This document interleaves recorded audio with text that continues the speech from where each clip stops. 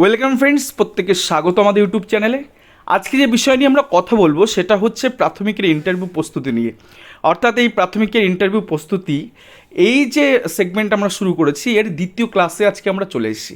এই দ্বিতীয় ক্লাসে আমরা কী কী আলোচনা করব না, এখানে আলোচনা করব পশ্চিমবঙ্গের গঠন ও প্রশাসনিক বিভাগগুলো নিয়ে আলোচনা করব, 23টি জেলা ও তাদের সদরগুলো নিয়ে আলোচনা করব।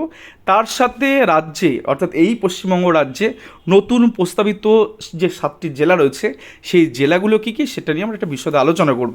তো চলুন শুরু করা যাক গোটা ক্লাসটা। ক্লাস শুরুর আগে প্রত্যেকের কাছে অনুরোধ করব, ডিসক্রিপশান লিঙ্কে আমাদের ক্লাস 1-এর লিঙ্ক রয়েছে, অর্থাৎ প্রথম ক্লাসে আমরা কী কী আলোচনা করেছি সেটা সেখানে গিয়ে দেখে নিতে পারেন। তো চলুন শুরু করা যাক আজকের ক্লাসটি। তো প্রথমে যে বিষয় নিয়ে আমরা আসবো সেটা হচ্ছে পশ্চিমবঙ্গের গঠন। তো পশ্চিমবঙ্গের চেহারাটা আপনারা দেখতে পাচ্ছেন যে কেমন সুন্দর দেখতে এই রাজ্যটা।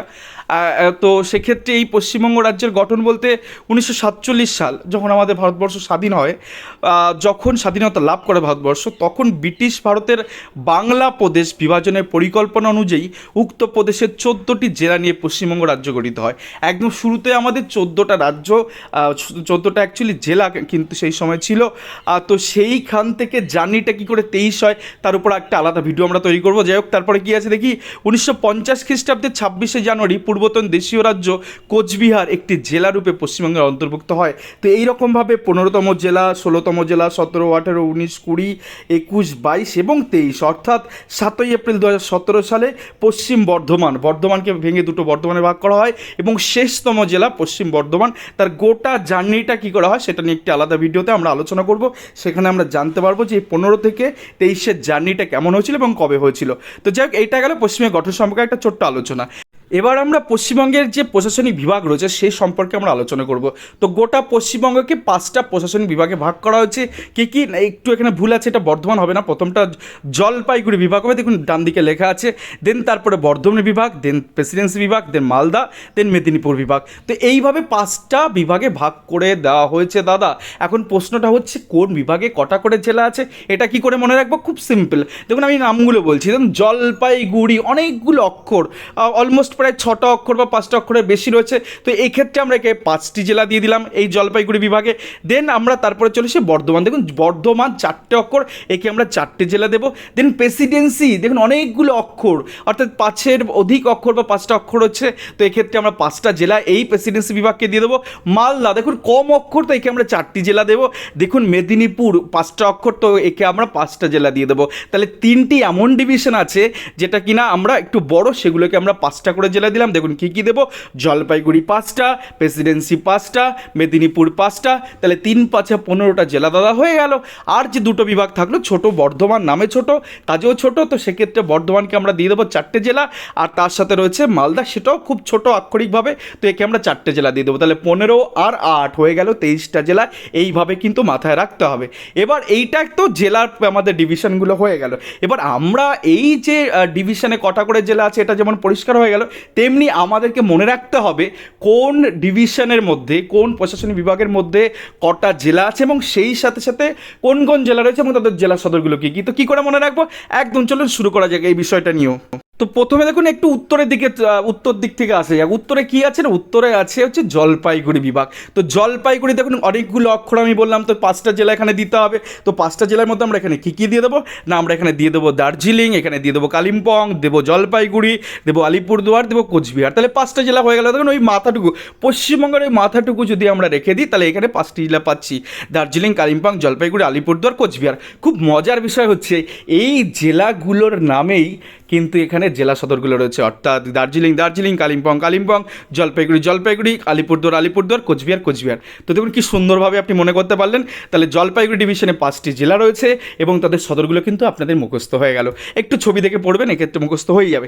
দেন ঠিক তার নিচে চলে আসি, এবার কি আছে দেখুন, এবার হচ্ছে মালদা বিভাগ। আমরা বলেছি মালদা ছোট অক্ষর, আক্ষরিক দিক থেকে ছোটো, তো একে আমরা 4টি জেলা দেবো। কী কী জেলা দেবো দেখুন ছবি দেখেই পরিষ্কার হয়ে যাবে। উত্তর দিনাজপুর দেবো, দক্ষিণ দিনাজপুর দেবো, মালদা দেবো, আর কাকে দেবো না, আর দেবো মুর্শিদাবাদ মুর্শিদাবাদকে। তাহলে উত্তর দিনাজপুরের ক্ষেত্রে সদর দপ্তর আপনাদের রায়গঞ্জ, দক্ষিণ দিনাজপুরের ক্ষেত্রে বালুরঘাট, মালদার ক্ষেত্রে ইংলিশ বাজার এবং মুর্শিদাবাদের ক্ষেত্রে বহরমপুর। তাহলে এই হয়ে গেল আমাদের মালদা ডিভিশন কমপ্লিট। এবার আমরা চলে আসবো যে ডিভিশন নিয়ে, সেটা হচ্ছে আমরা প্রেসিডেন্সি নিয়ে আলোচনা করি। তো প্রেসিডেন্সি অনেকগুলো কথা দাদা, 5টা জেলা এখানে দিয়ে দিই।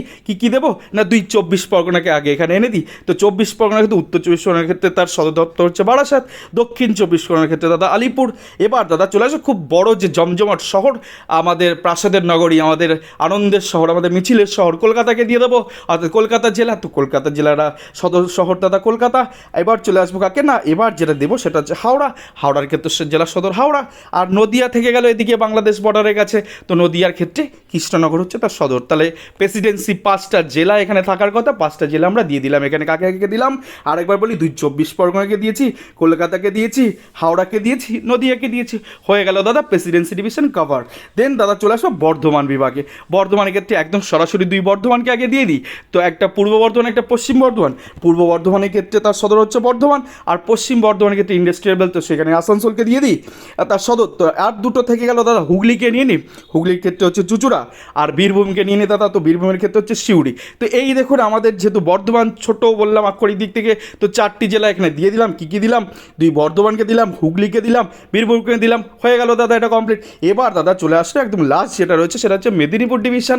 মেদিনীপুর ডিভিশনে কাকে রাখবো, তবে মেদিনীপুর 5টা অক্ষর এখানে রয়েছে, তো 5টা জেলাকে দিয়ে দাও না।